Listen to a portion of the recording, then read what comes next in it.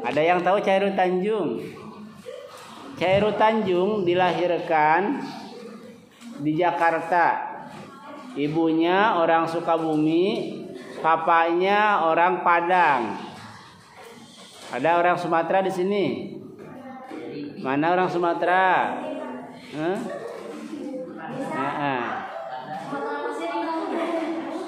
Ada orang Pasir Impun ya di sini mah. Oke. Perhatikan.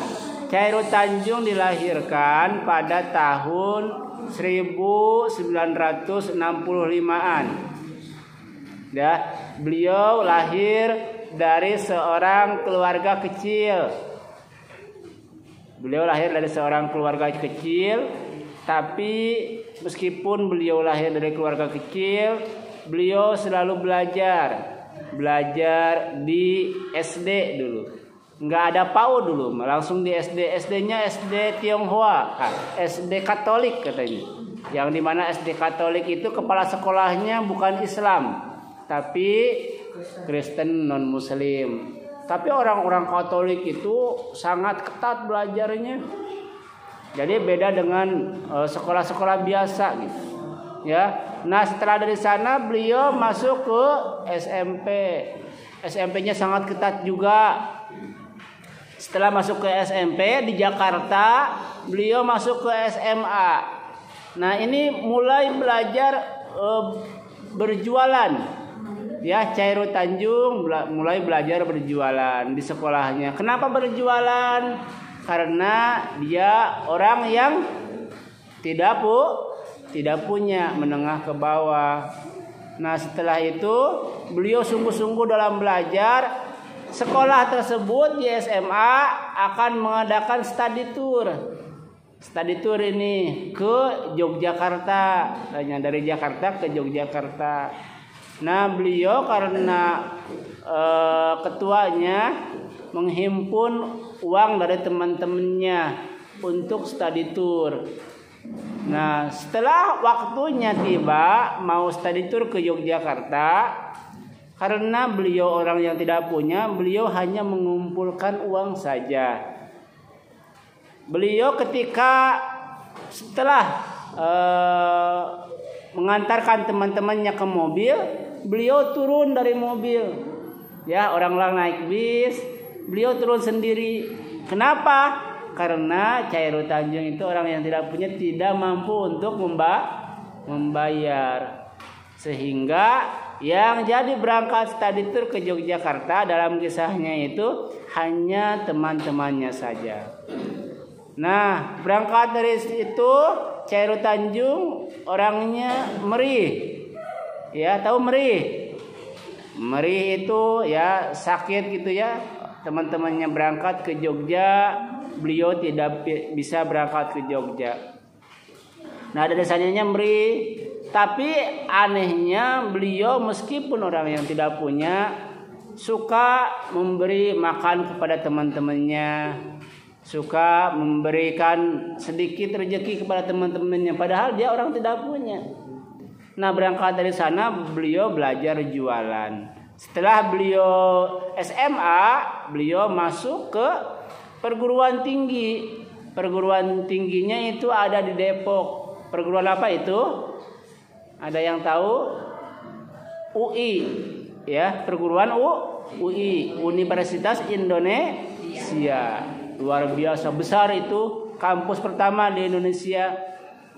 Setelah masuk UI, beliau masuk di jurusan dokter gigi. Jadi Chairul Tanjung itu masuk di jurusan dokter gigi di Universitas Indonesia. Ketika di UI, beliau belajar jualan, belajar berusaha, mengumpulkan membuat makalah. Kalau di perguruan tinggi itu ya, membuat makalah, membuat resensi, itu mengumpulkan dana dari teman-temannya, sehingga Chairul Tanjung itu belajar kerjasama dengan fotokopi. Nah, dari sanalah beliau belajar usaha makin maju sehingga dari sanalah beliau terus ingin belajar berusaha. Nah, sampai sekarang beliau alhamdulillah izin Allah karena orangnya muslim ya, beliau dipercaya menjadi Dewan Penasihat MUI Indonesia. Dan sampai sekarang dia memiliki perusahaan yang sangat besar. Yang kita tahu di Bandung perusahaannya, tahu nggak kalian Trans Studio Bandung?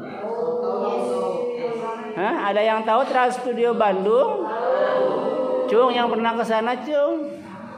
Wah, satu nanti lewat doang. Nah, anak-anakku, ternyata Trans Studio Bandung itu pemiliknya Chairul Tanjung. Beliau orang yang tidak punya dulunya, tetapi belajarnya dan semangatnya sungguh-sungguh sehingga beliau memiliki perusahaan Trans Studio Bandung. Selain itu juga ada mall ya, Trans Studio Bandung juga mall juga ada ya, ada Transmart. Tahu Transmart kalian? Ada tuh di mana-mana. Aprina. Sok.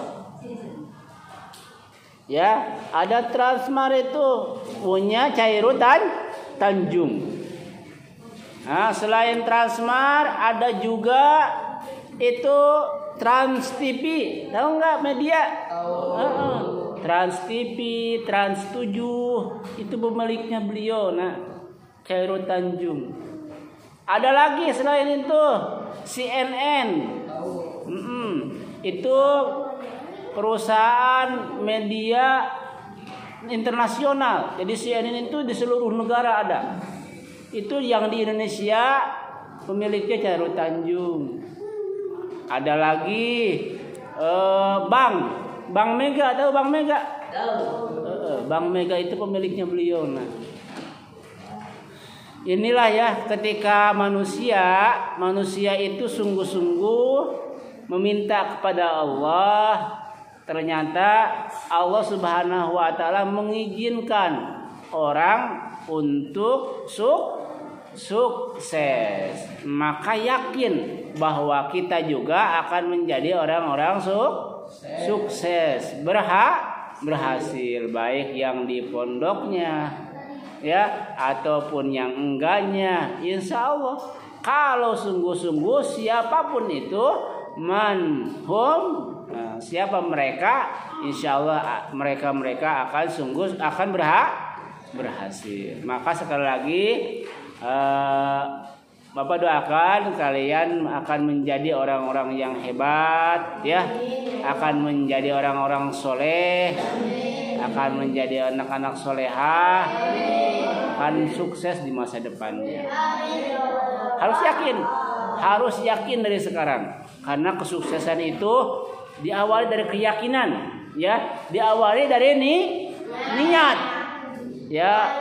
Sebuah keterangan menjelaskan Bismillahirrahmanirrahim, innamal a'malu binniyat.